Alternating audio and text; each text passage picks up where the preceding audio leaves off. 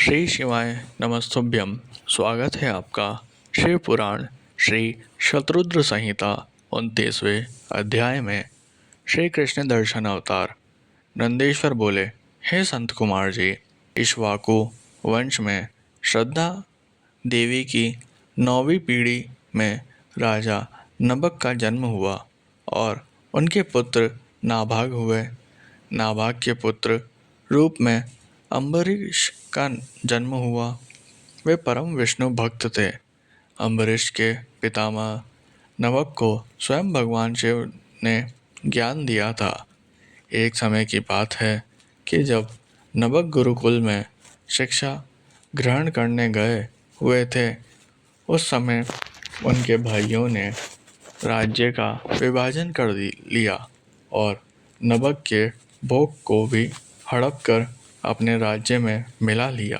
भिक्षा ग्रहण करने के पश्चात जब वे गुरुकुल से लौटे तो उन्होंने अपना भाग मांगा, परंतु उनके भाइयों ने कहा कि हमने तुम्हारा हिस्सा किया ही नहीं था।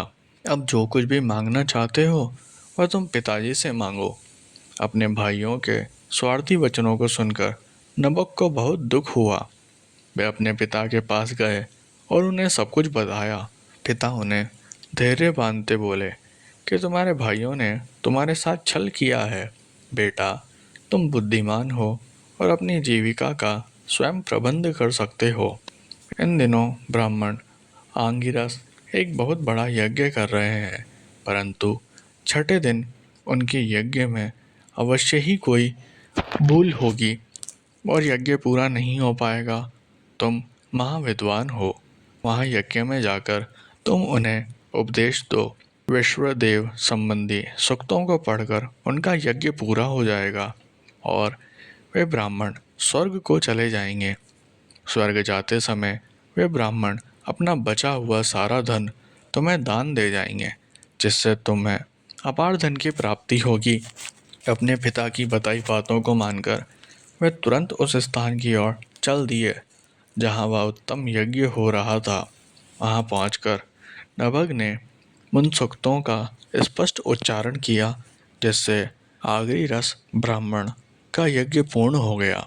वहाँ उपस्थित सभी ब्राह्मण अपना सारा धन नभग को सौंपकर स्वर्ग चले गए। जैसे ही नभग उस धन को लेने लगे, वहाँ शिवजी कृष्ण दर्शन रूप में प्रकट होकर बोले, हे नभग, तुम ये धन नहीं ले सकते, क्योंकि यह धन मेरा है, इस पर मेरा अधिकार है। उत्तर देते हुए नभग बोले कि ये सारा धन ऋषि मुझे देकर गए हैं, इसलिए यह मेरा है। इस प्रकार उन दोनों में वाद विवाद आरंभ हो गया। तब कृष्ण दर्शन ने कहा कि हम दोनों आपके पिता मुनि शाद देव के पास चलते हैं।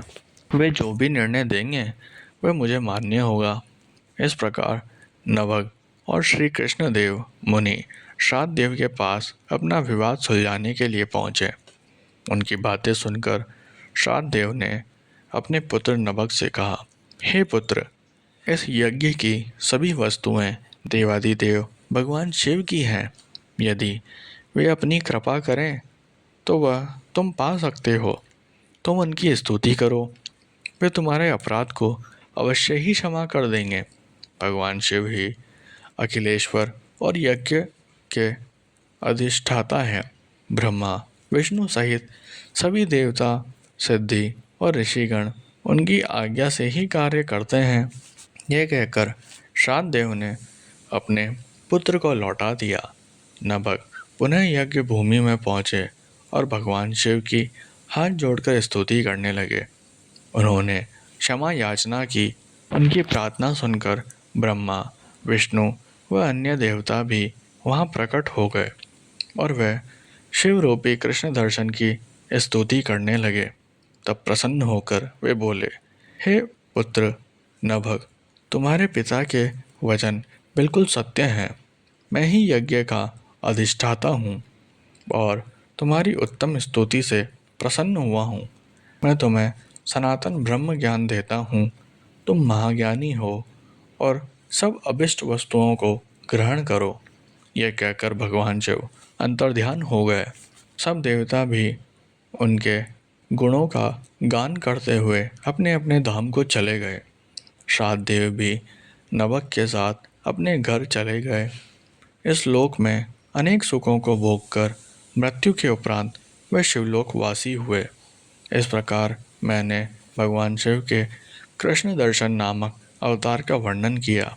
इसे सुनने अथवा पढ़ने से सभी प्रकार के लौकिक और पारलौकिक मनोवांछित फलों की प्राप्ति होती है।